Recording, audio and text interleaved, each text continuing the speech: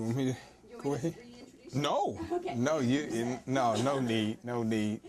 Hey, first of all, I would like to say good afternoon, everyone. I'm Supervisory Special Agent Eddie Winkley of the FBI. I work out the Washington Field Office in Washington, D.C., but I'm proud to say I'm an alumni of Lincoln University. Came out of Lincoln in way back when. Let's just say way back when. Okay. First of all, I would like to thank Dr. Gossett for having me come and speak with you all. This is truly a privilege and honor to be here, to always be able to come back and give back to the university that has been so good to me. Okay. Now, I want you all to help me out with some. I learned this at homecoming because I missed quite a few homecomings. So after hearing this, I'm kind of excited about it, so I'm going to try it. L-L-L-L. U. L-L-L-L. U. L-L-L-L. U. Okay, thank you. All right. Yeah, you guys are very lively. The first group, I mean, it was in the morning. I'm pretty sure that they were kind of tired, exhausted, but no, you guys are pretty lively. You know, the football team, they kind of disappointed me at homecoming, but I mean, you know, they gave it a good try. Anybody on the football team in here? Okay.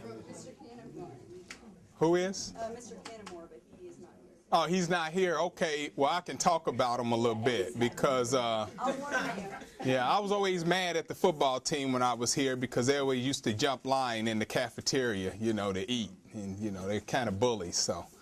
But no, I'm just kidding. Some of my best friends were on the football team. That was, you know, good group of individuals, a good group. And I'm sure this football team, they're going to turn it around. There's no doubt about that. It's a very good program, and they have an extremely good coach that went to my high school. Who's Mike Jones? Y'all know that? Yeah. Y'all know the rap, okay? All right, but yeah, he went to my high school. He's under me, though. He was probably 4, 5, 6 years under me, but yeah, he went to Southwest High School in Kansas City, so I'm sure he's going to turn that program around. I would be remiss if I didn't introduce two very important women in my life. My mother, she's from Kansas City, Missouri. I brought her. I flew in from Washington, D.C., so of course you can't come to the Midwest without seeing Mom and hanging out with her for a little while. And then also my wife, Mia Winkley. She's also a special agent. She's out the Baltimore field office. So I work in Washington, D.C. She works in Baltimore. We live kind of in the midway point.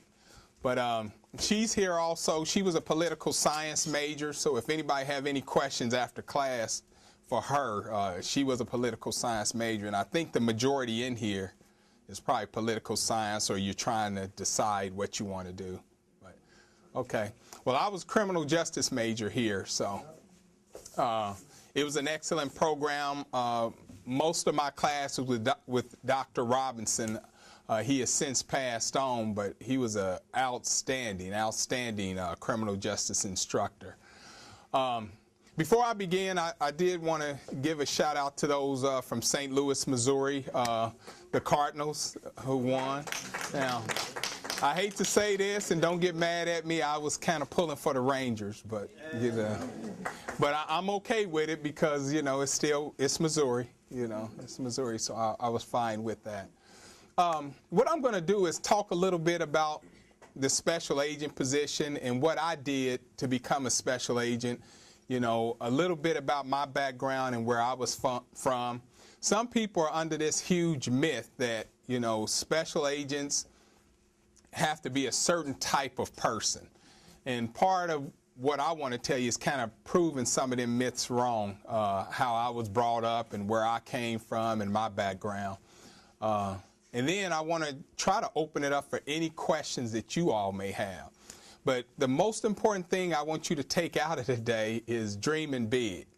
It's not about the FBI. It's about what you want to do. Any field of human endeavor that you want to pursue. I just want you to dream big, and then I want you to engage. Try to meet the requirements or standards of whatever you want to do, and go ahead and engage. It's time to do it. It's time to get it started. And right now, while you're at Lincoln, this is the time. Right now, this is where you want to take advantage of it. But as I mentioned, I came from born and raised in Kansas City, Missouri, born at KU Medical Center. You know about that? Okay. Well, that's where I grew up. And is anybody, some of you all from Kansas City? Okay. All right. All right. Good deal. All right. Well, I grew up on 52nd in Brooklyn, and I don't know if you guys are familiar with that area, but that is considered the inner city. And as everybody know, within the inner city, there are some bad elements that you're exposed to. And I was no different. I was exposed to all of those bad elements that come with the inner city. I was exposed to drugs. I mean, they were there every day. Every time I lived across the street from a park, every time I walked through, people was under the shelter house getting high, selling, and offering it to me. I've been shot at. I've been robbed at gunpoint, stripped of all my clothing. All the things that most people go through in the inner city. But one thing that kind of helped me is I was always involved in sports. Always growing up, football season, basketball, baseball. Always got involved because I'm a true believer that idle time is the devil's workshop. So you always want to stay busy doing something, staying involved. That'll keep you out of trouble usually. And that's what helped me. That really did. I went to Southwest High School.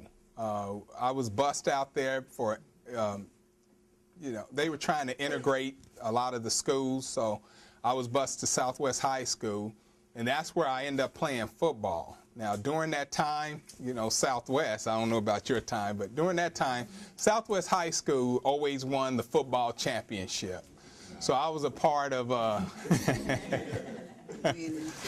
but I was a part of some of that success. I wasn't the star player on the team, but I mean, I would like to think that I did contribute to, some part of their success.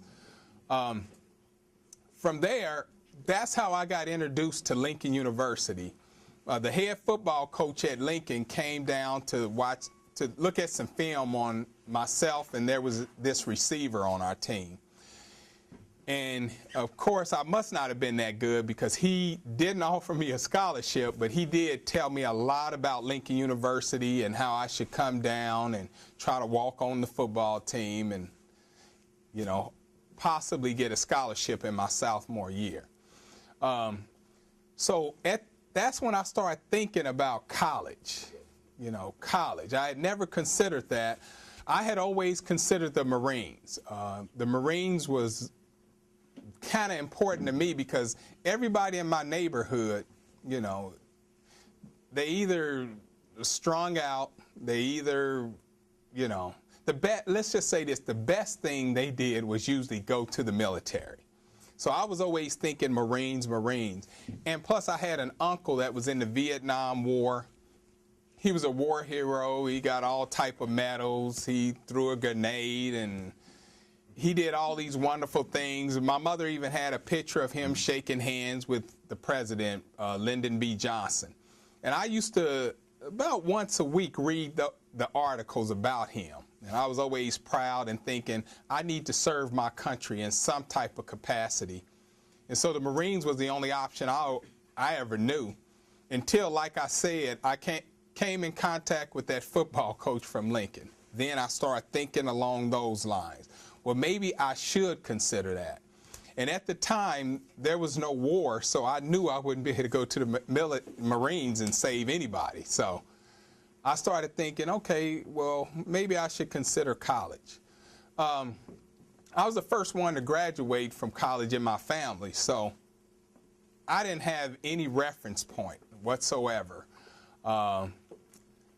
me and my mother, we were kind of struggling. She was trying to get me the Pell Grant, and we were working through those type of things. And so we were kind of going through that learning process together. She brought me down here to Lincoln University, and you know, we saw Perry Hall. Perry Hall was the first dorm I stayed in. Is that still the freshman dorm? Or I'm sorry. Oh, it's a co-ed? Co-ed. Really? Things have really changed. Wow, okay. Co-ed dorms, okay. Yeah, Perry Hall at the time was a freshman dorm.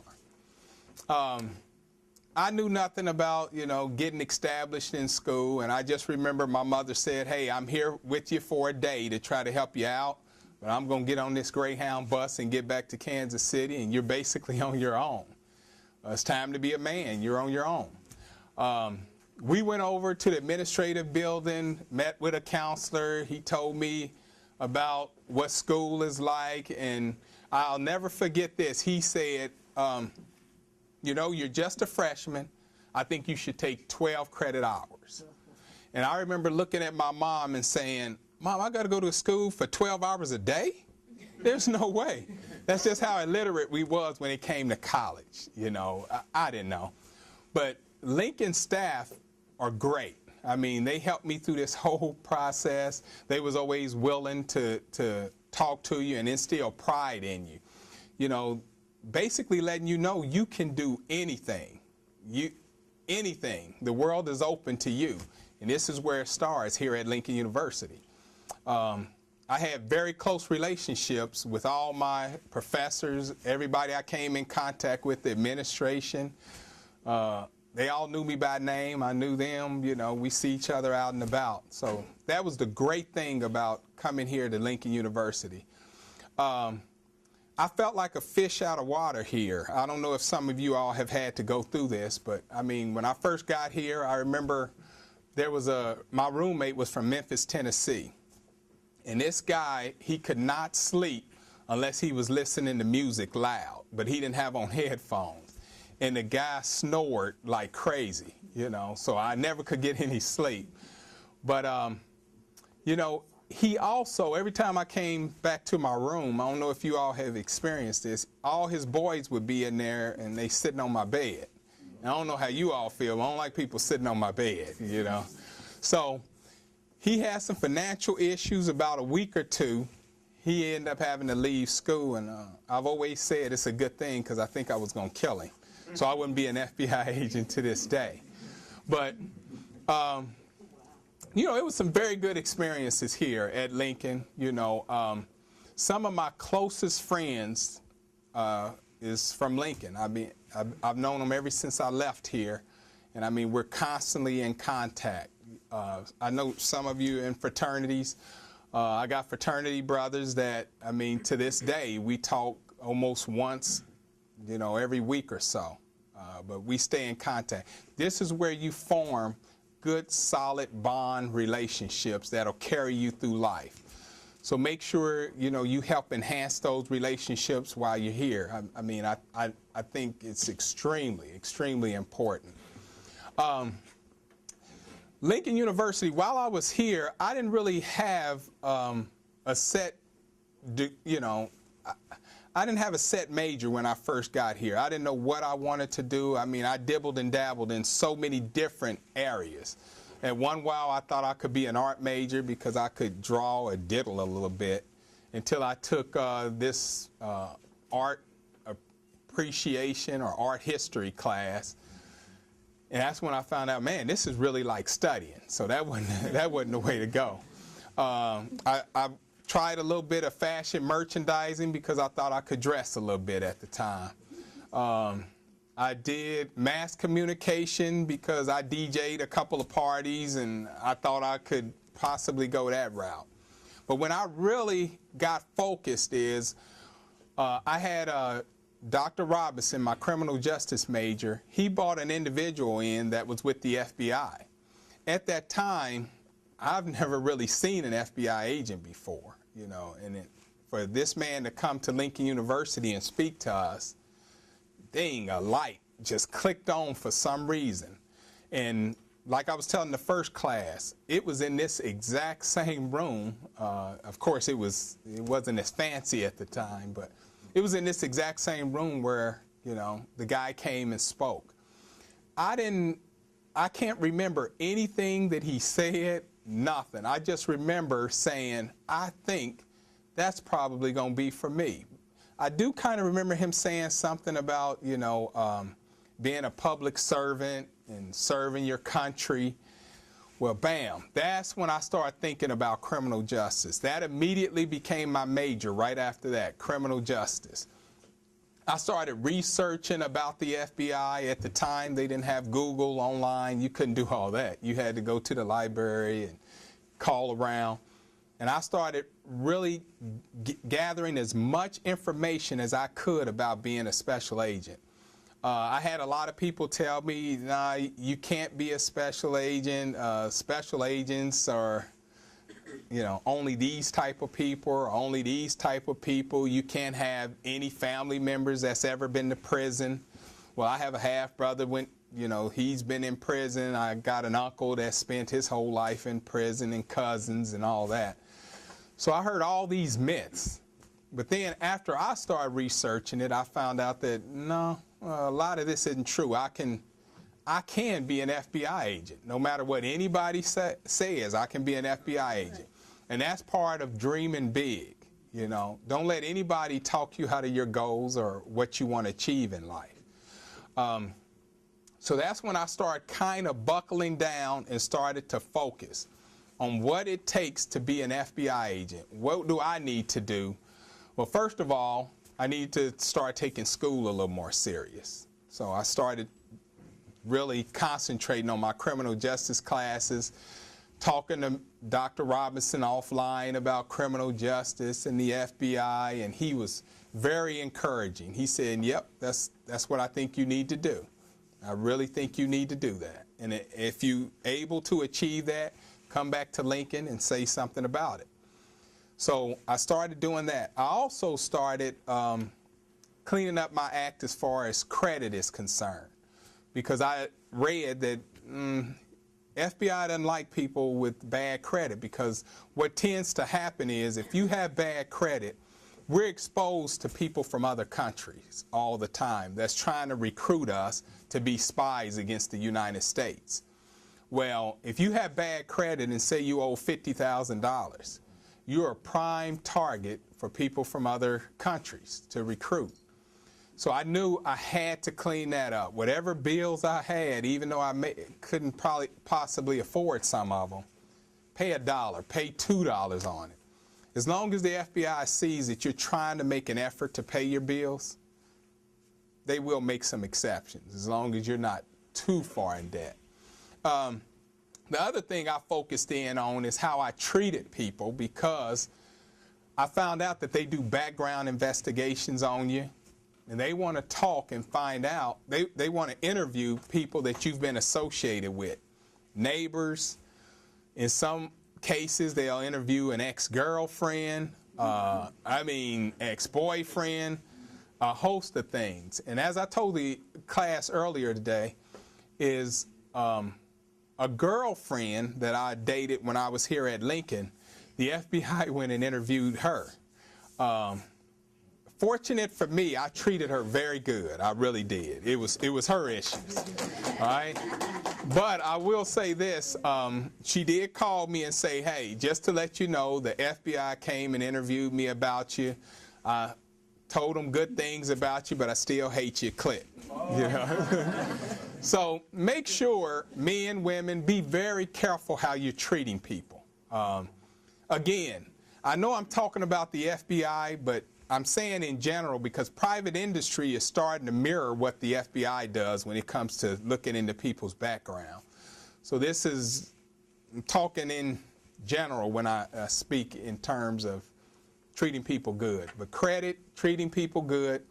I started looking at the time, at that particular time, you know, you had to have at least 3 years work experience, and it would kind of enhance things if you had a master's and different things like that. So I wanted to also concentrate on things like that. You know, okay, after I leave Lincoln, I know I can't be an FBI agent right now, right after graduating, but what's some of the other things I could do? Now, I wish I knew this then as I know now. I could have came into the FBI in another capacity. It's called professional staff employees. Those are all type of occupations. I mean, we have the agents, but we have professional staff. That could be intel analysts, computer scientists, engineers. We have a public affairs unit, lawyers. We even have nurses. I wish I would have came in that route, and then after I gained my experience from the inside, went ahead and became a special agent from there. But I kind of went the other route. After Lincoln, I was hired 2 different places. One was the Kansas City Police Department.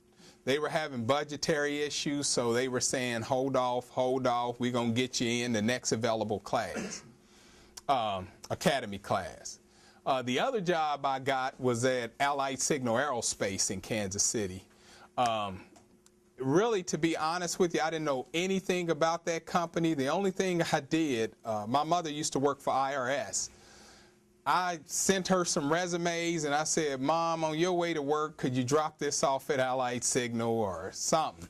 But she did it, and somehow I got a call that, hey, we want you. At the time, they were saying, we want you to leave Lincoln right now and come. And I'm like, hey, this is my last semester. I got to get this degree. So they did decide to wait, but I chose Allied Signal over the Kansas City Police Department because they were paying so much more. They were throwing a lot of money at me. Also, they offered to pay my master's degree, and I had all these other things that they were just constantly throwing at me. Yes, sir. Huh? It's called Allied Signal Aerospace, but don't write that down because since they've changed their name to Honeywell. Most of you all probably know them as Honeywell. That's located in Kansas City, Missouri. So I decided to go that route because, like I said, they were throwing a lot of money at me. So much money, by age 23, I was able to buy a brand new house. Soon after, had a Corvette, a Jeep, and all those things. But the problem was, it wasn't my dream. That wasn't my dream. It was paying the bills, but that wasn't my dream. And one thing about it, once you have a dream of something you really want, whether it's owning your own company, being an FBI agent, or somebody earlier today, a mortician, once you have that passion and that dream, money is not going to soothe that. It's not going to replace that dream. It's really not. And that's where I was. I worked at Allied Signal, though, for 10 years. I must admit I did take advantage of the whole situation. 6 of those years was as a supervisor there. I ended up getting my master's degree there, but, you know, I was still waiting on the FBI. There was a hiring freeze. As soon as that hiring freeze was lifted, that's when I made my move to get into the FBI. You know, I had to go through a lot of testing for that. They have a phase 1 test where they're trying to see, you know, testing your logical thinking. There's psychological questions on the test. Not very difficult test. I think 70% of the people pass that particular test. Then I went on to phase 2 testing. That's the interview test. And then that's also a written examination. Okay, not too bad, but only about 50–60% pass that. And from there, you got to take physical fitness tests, and, you know, it's the whole thing. And then you go down to Quantico, Virginia for anywhere from 4 to, I think it's 5 or 6 months now. Yeah, they raised it to 6 months. And the reason they raised it is because they added to the curriculum counterterrorism. A lot of counterterrorism, counterintelligence training. I ended up leaving Allied Signal in 1995 and went to the Bureau. Didn't look back whatsoever. I was very pleased with my decision. I feel like I'm living the American dream. I mean, there's no job, in my opinion, much like the FBI, because there's so much you can do within one organization. Normally, jobs, you have to kind of move around once you get bored. The FBI is a little different. You can come in and say you're working one violation, say you're working white-collar crime, and you decide you're tired of that, and you want to work drugs and gangs. You can move over and transition into that. Say you want to work counterterrorism matters. You can move over and start working those things. And yet you're doing everything under the same umbrella, same organization without moving. That's one thing that really pushed me toward, working for the FBI. I've always said it's a great organization in the sense that you get a gun, you get a badge, they give you a car, they give you a gas card, and you're making, after your 5th year, you're making almost $100,000 a year, and they even assign you a wife. They said, hey, you're going to marry her. A lot of agents tend to marry each other, I must admit, have a lot in common because you're doing the same type of work. But, I got to say, when I walked away from Allied Signal to come into the FBI, it was about a $20,000, $30,000 pay cut. But I know a lot more people in our organization that has taken a much bigger pay cut than I did. I had a roommate in the academy. Him and his father owned a law firm. He was making $250,000 a year. And he stepped away from that to become an agent at about $50,000, $60,000 a year, starting off. And he was my roommate all during the academy. So most of us do it for patriotic reasons. If you want to serve your country, that is the job for you. I mean, and that's what most of us do. I remember one time we went through a furlough at work, and which means you don't get paid because Congress hadn't approved the budget. And this was when I first got in 1995. I had a supervisor that said, you guys don't have to come to work. We're on a furlough. Hey, I'll see you next week. But everybody in that office showed up for no pay. Now, we end up getting paid, but that just goes to show that most men and women in the FBI, they do it for patriotic reasons. It's not really about the money. So if you're looking to be rich and all that, it's nothing wrong with that. But get it out your system and then chase your dream. Go after your dream. And I think, honestly, I would start off going after my dream because I wish I would have came in the FBI a lot sooner. I really do wish that.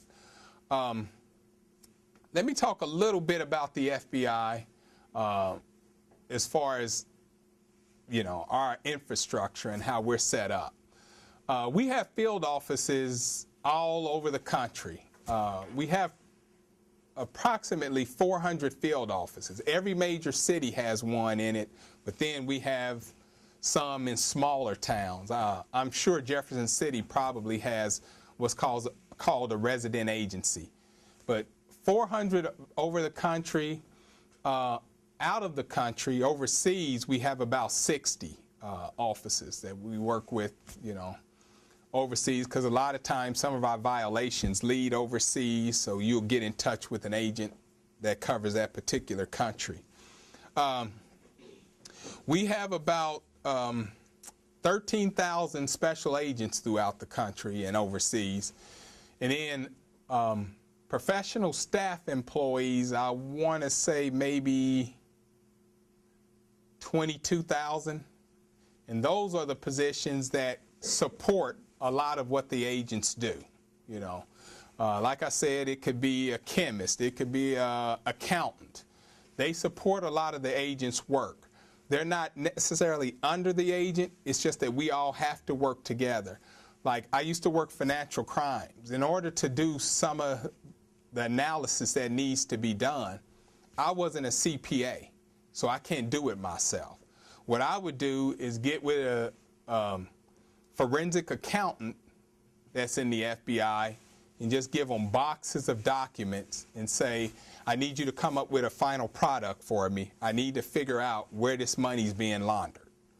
The same thing with electronics. Sometimes I need computers.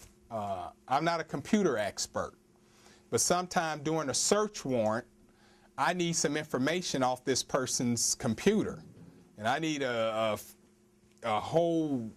need somebody to mirror that hard drive and take it back and analyze it for me. Well, we have computer people that can do those type of things. So those are our professional staff positions, and like I said, we all, in a coordinated effort, we work together to help solve a lot of these crimes, that we work. The infrastructure, let me see. Washington, D.C., that, of course, that's our main headquarters, and everything flows from that. We have a lot of desks at headquarters, like we'll have a healthcare fraud desk. I'm a supervisor of a healthcare fraud squad. Sometime when I need funding and different things like that, that is the channel I go through to get the funding that I need for investigative purposes, for travel, for equipment, for different things of that nature. I'm going to get into a little bit of the requirements for a special agent, but I'm also tell you some about professional staff, because again, there are two different things, and I wish I would have shared this with the earlier group. Hopefully Dr. Gossett could pass it on, because I didn't tell you this.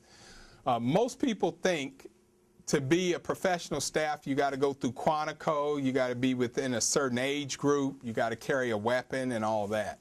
No, not for that particular position. That particular position is posted usually online when they post the position, and they put the requirements in the posting. So that can change. Of course, if we're hiring a mechanic, of course, that's different than if we're hiring a nurse. But those requirements are placed online when they post the position. But it's not a position where you have to go to Quantico, you have to meet these physical requirements, you have to be within a certain age requirement. Special agent position's a little different. You have to be between the age of 23 and 37. You have to be between those age brackets. Depending on what you're majoring in some cases you have to have 3 years of full-time work experience to do that. That is the position where you will be carrying a weapon. That's the position you have to go to Quantico and learn all your investigative techniques. You have to learn constitutional law. You have to pass physical fitness tests, firearms tests, and things of that nature. So those are basically the differences. And I want to make sure all of you all knew that, because some people think for the professional staff position, you have to have the same requirements, and you don't. You don't whatsoever. Me, myself, I've been an agent 16 years. I've worked government fraud, civil rights violations. I've worked financial crimes. I was on the United States Secret Service Task Force for 6 years. I was on the Washington Field Office SWAT team for 9 years. That was a extra duty. I worked cases, and then whenever I got a call out, I had to do the SWAT thing. I was an applicant assessor, so I pretty much know about the whole applicant process and how that works. I supervise an applicant squad. I've been an acting unit chief in human resources. And as I mentioned earlier, right now I'm supervising a healthcare fraud squad that consists of about 10 agents, forensic accountant, an intel analyst, and those things.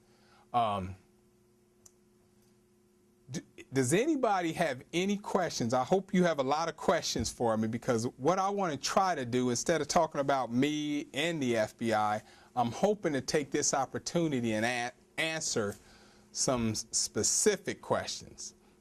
So just think about that in your head, because there's just one other thing I did want to share with you about Lincoln University. This school here, Lincoln University, I feel personally we're second to none. I really, truly feel that way. It's been proven time and time again. We've had doctors that have come out of Lincoln. We have judges, attorneys, you name it. It's the gamut that has come out of Lincoln University. I kind of like to share this story with you guys about Lincoln. I don't think it's about me. It's more about Lincoln than anything. Remember, I was saying here they teach you a lot of pride and dignity about yourself and following your dreams and those things. My first day at the academy, you walk into a room and it's set up just like this, the way they have this set up. And they go by alphabetical order through the whole 4 months, 6 months that you're there. And the A's, they start here, B, C, D, E, and they go by your last name all the way up to the back. And my name is Winkley, so where do you think I sat? That's right, I was in the back of the class. Well, as they were going through, what they want to know is your name, where you're from, where's your degree, and what are you doing for a living at this point? And they go through that whole ceremony. So one at a time, everybody's getting up doing that. As they were getting up, individuals, I'm from Yale, majored in computer science, all these great things they've done. It's kind of a bragging session. And they're just Yale, Harvard, Harvard Law School, Georgetown Law, and I mean, they're going through all of it. I had many lawyers in the class. I had a dentist, doctors, I mean, just the whole gamut. So when they got back to me, the W's, I'm from Lincoln, I'm proud, of my school, and I feel like I'm just as good as Harvard and Yale and the rest of them. Well, I stand up and I said, I'm from Lincoln University. Well, I could see, because I'm in the back, I could see down and I could see a couple of my classmates whispering,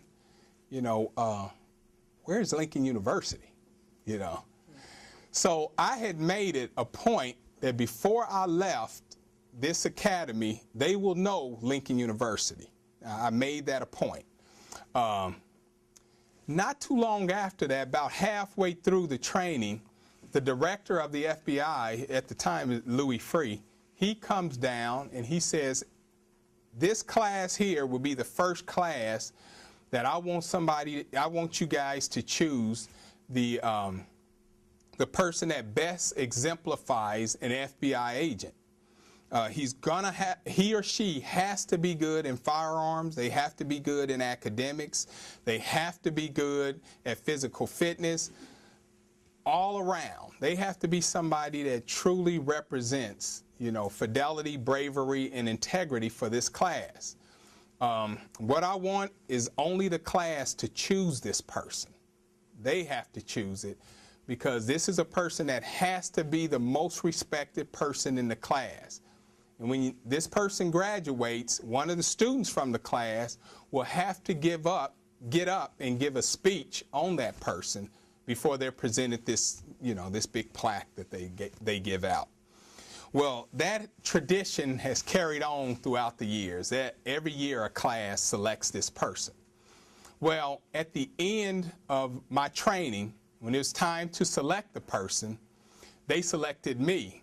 Little old guy from Lincoln University, as the person to win that award. But with that said, again, it's not about me, it's about my pride in my school. That's what at the end of the day that it's all about. During the speech ceremony, the person that got up to give a speech about me before I received the award, one thing he said that I never forgot is, Eddie Winkley, who went to the prestigious University of Lincoln University, located in Jefferson City, Missouri. And that made me extremely proud. The award, I wasn't so much worried about that. I've gotten awards many times over the years, but I was really proud of that moment because my school, we were a part of you know, we fit in with Yale, Harvard, and the rest of them. So that's what made me proud. And as I was walking off the stage, my class supervisor, he whispered in my ear and he said, "Hey, Eddie, congratulations." He said, "Now I bet you everybody in that class know where Lincoln University is located," which is Jeff City, Missouri. So I was very proud of that moment. Now, at this time, I hope you guys have a lot of questions for me. What I can't answer, I'm hoping that my wife will be able to assist me with. Again, like I said, she's an agent. She's been a supervisor at headquarters, and she's done a lot of good things, worked in San Francisco and other places. All my work has really been done in Washington, D.C. But I've been to headquarters, and now I'm back in the field. But I'm ready for you. I have some ink pens.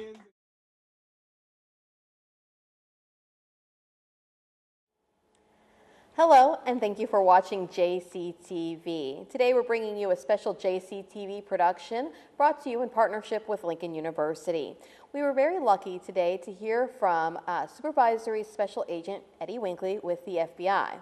Eddie is a graduate of Lincoln University and came back home to talk to some of the students today about the FBI and also how they can dream big and accomplish those dreams. So Eddie, thank you so much for joining us. Thank you for having me. Well, I won't date you and tell you when you graduated from Lincoln University, but I'm sure some things have changed. Can you tell us a little bit about your experiences while you were on campus and maybe some of the changes you noticed when you were back here today? You know, it's interesting that you asked that. I was here for homecoming, and I saw so many changes on the campus, the enhancements with the library, some of the dormitories that was put up since I was last here.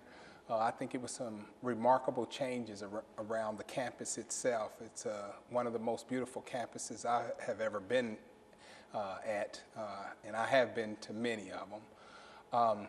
I had some great experiences while I was here at Lincoln University. This is where I truly learned to become a man and take responsibility, not only for my educational success, but also growing as a person. Now, one of the things you talked about today when you were talking to the class was making sure people knew where Lincoln University was and what it was all about, because like you said, a lot of the people that go join the FBI, they go to some of the bigger name schools like Harvard, Princeton, Yale, but how would you say your education at Lincoln University compares to those of your coworkers? I think Lincoln University educational level compares with some of the best institutions, you know, throughout the United States. One thing I have discovered about the Lincoln University educational system is that it's a little more one-on-one with the professors. You get to know them one-on-one. You get to go and talk to them after class and get a little more in-depth about the subject matter. So I think with that particular information that you're getting from these instructors, you're able to go out into the workforce and implement some of those things that you learn here at Lincoln. Now, was there one event at Lincoln that really prompted you to pursue a career with the FBI? Yes, ma'am. I was taking a criminal justice class, and one of the professors, he invited an FBI agent to come and speak to the class. From that point, a light turned on in my head, and I always said I wanted to serve not only my community, but also my country. So that's what triggered me to become a special agent. Now, obviously, you managed to achieve your goal, achieve your dream, if you will, and very successful individual. Were there any real hardships or obstacles, though, you faced as you were pursuing your education and growing up? Yes, there was many. Of course, I grew up in the inner city in Kansas City, Missouri, and of course, you know, you're exposed to a lot of the inner city life as far as negative things. You're exposed to drugs, you're exposed to crime, a lot of crime, and those things are, you know, what made me want to become a special agent, because going through those type of things, it made me want to give back to my community in some way, and to help others that's, victims of crime. Out of all the accomplishments that you've had, you've received a lot of awards, obviously have done a lot to be proud of. Is there one accomplishment that you would point to that you're most proud of? I'm most proud of receiving the Fidelity, Bravery, and Integrity Award. And the reason I'm most proud of it is a lot of things that I learned here at Lincoln University, I was able to implement through my training at Quantico, Virginia for 4 months. And that award, with that award, it exemplifies someone exemplifies all the true values of being a special agent. And so I would say that's the award that I most appreciated. What are the things that you like most about working for the FBI? I like the options of being able to do a lot of different things within one umbrella, which is the FBI. You can work various violations within the organization. You have the freedom to move around to work those different violations. And also, each person is looked at as a professional, and we work independent. So it's not that 9-to-5 job that you go to each and every day. It's the type of job that you could work anywhere from 10 to 15 hours a day, because you're so engulfed in trying to save a victim of crime. Now, obviously, you worked in the private sector for a while after you graduated, but do you think that students that are interested in pursuing a career with the FBI, that's something they can start looking into right after they graduate? Yes, I would say if you're interested in becoming a special agent, I would highly recommend going to get a work experience, because during our testing process, one of the tests is an experience-based test, where work experience would really help your opportunities, increase your opportunities in getting the job. Now, for the professional staff positions, I highly recommend taking advantage of the opportunity to come into the FBI right away, right after college. And some of those positions doesn't require work experience. Now, you touched on this a little bit, the professional staff versus becoming a special agent. A lot of people might think, well, let's work with the FBI, you got to be involved in, criminal justice or law enforcement, and you have to carry a gun, and you have to have a certain kind of attitude and a certain kind of personality. But is there truly something for everyone in the FBI? There's something for every person within the FBI. We bring in people from all disciplines. And they come in as subject matter experts. One thing about the FBI, we like a diversified skill set. That's what's going to help us with investigating crimes. That's what helps us move forward into the next century. Are there any skills that students can develop or focus on that would really set them apart from other people that are applying with the FBI? Are there any really skill sets that right now the FBI is looking for? Yes, one thing that we truly value is individuals that speak a second language. That always helps enhance the process of them coming into the FBI. We're looking for people with computer science backgrounds. Different critical skills that a person can bring to the table, again, to help us move cases forward. As you know, we have gotten more and more into intelligence, and intelligence analysts, individuals with that type of experience, it also helps. Can you tell us a little bit about what the climate is like working at the FBI? Is it an environment you enjoy? Is it something that is really strict or more laid back, or is it kind of just it depends on what you do, maybe?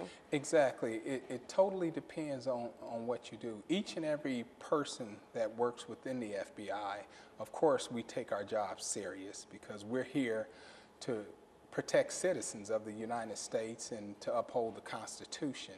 So everything that we do, we definitely take serious. But it is a family-orientated atmosphere within the FBI. We look at each other as family. but our main priority is of course, combating terrorism and protecting individuals of the United States against crime.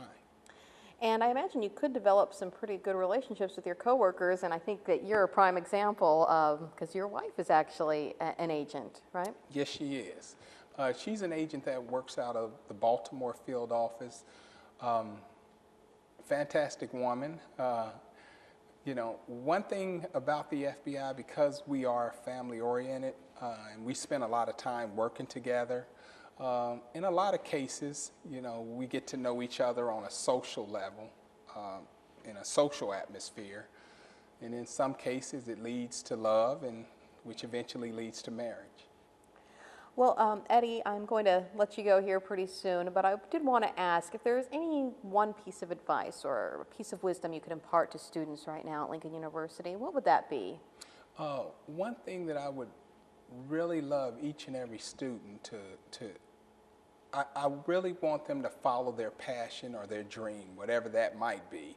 Of course, my dream was to work for the FBI, but whatever occupation they're pursuing, just to basically give their all in all to that occupation and to follow their dreams and to take all the necessary steps to make sure that dream is fulfilled. One thing I did want to kind of follow up on that is at Lincoln University, we have a lot of non-traditional students. We have students that are a little bit older, adults that have been in the workforce, or people that come and do night classes. Is it ever too late to follow your dream or try to maybe change career paths? No, especially not within the FBI. Of course, with the special agent position, we have an age requirement. You have to be between the age of 23 and 37 for that particular position. But for our professional staff position, there is no age requirement except that you have to be at least 18 years of age. But we have all type of occupations, from intel analysts to mechanics to computer scientists to biologists. So it's never too late to come in and, you know, change your career path. Right. Well, Eddie, thank you so much for joining us today. I really do appreciate it. Okay, thank you. And I'd like to thank our viewers at home for watching JCTV. Don't go anywhere. We're going to have more great JCTV programming coming your way. Thank you so much for watching.